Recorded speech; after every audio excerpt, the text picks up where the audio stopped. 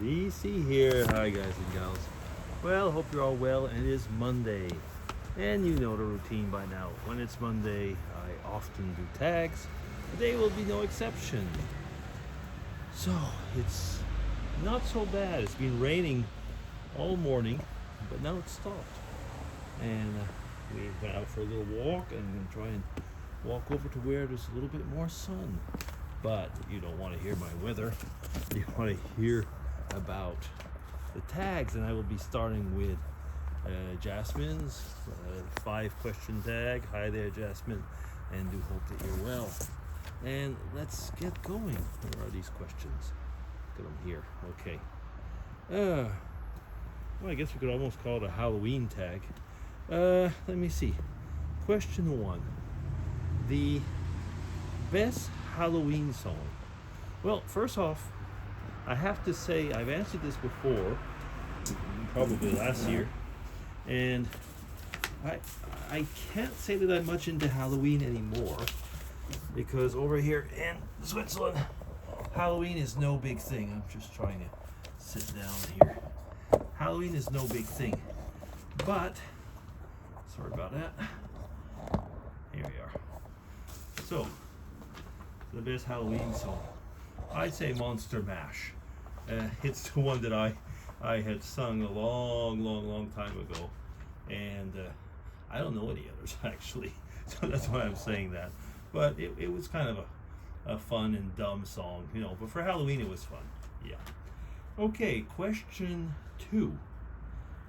What would you wear to a Halloween party? The last time that I was in any type of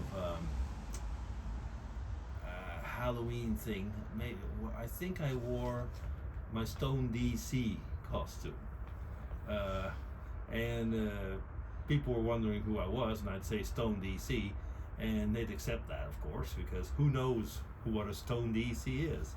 Stone DC, peace and love, YouTubers. Yeah, but of course it's not as funny if you don't have the Stone DC hat, which is made out of hemp. Yeah, it was funny. It was given to me at the time by, well, actually, he had been a student, but ended up being a lab technician in one of the labs. And he was actually, at the period when he had that hat, he was pretty much always stoned. He was actually, and I remember telling him, I really like your hat, and he said, here, it's yours. And amusingly though, this guy, he's become a pretty responsible lab technician in a lab and so on, and he just kind of like, I think he stopped being crazy. Anyway, whatever. So that's question 2. Question 3. Have you ever played with a Ouija board? No, and I don't intend to. But I do know that when I was a kid, some of my cousins did, and found it kind of foolish. I don't know. Anyway, I just remember that there was something that they had played with a Ouija board, but no, I do not, and I will not. Question 4. What would you do if you found a witch's spell book?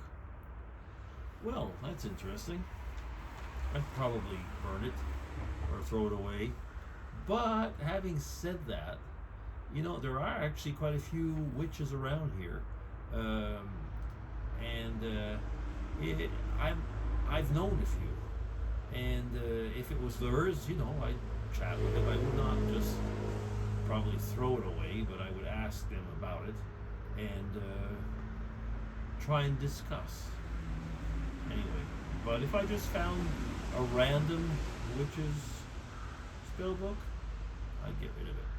I would get rid of it. Yeah. Question 5 and last. This is going really quickly. Sorry, Jasmine. I guess that Halloween tags are just not so much the things I have things to say. Halloween prank you pulled on someone. I never pulled a Halloween prank on anyone. When I was a boy, a young boy, we lived in a village, and we knew that some people pulled Halloween pranks. but we were only allowed to go trick-or-treating on certain streets. Usually my mom was somewhere further away with a car, checking on us. We could only go with either, sorry, longer zit. I could only go with my cousins or direct neighbors and to certain houses. And my mom was really strict on one thing.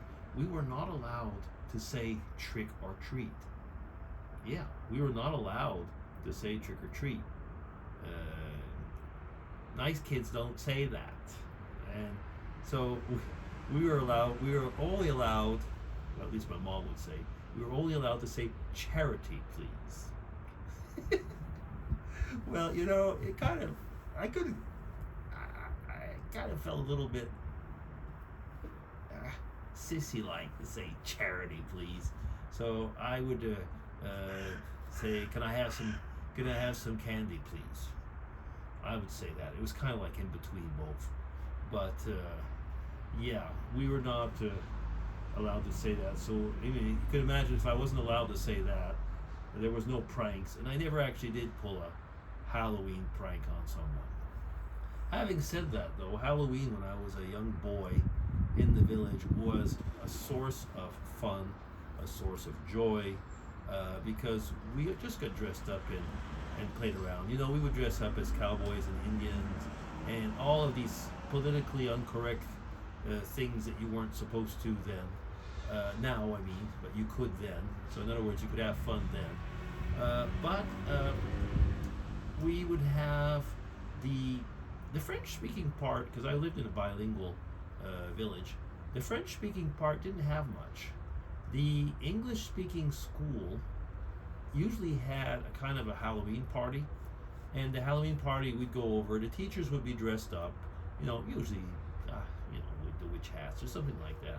But we would have simple things like bobbing for candied apples, or games like that. You know, it was just a source of fun. There was nothing scary. We would carve pumpkins, stuff like that. But you know, there was nothing.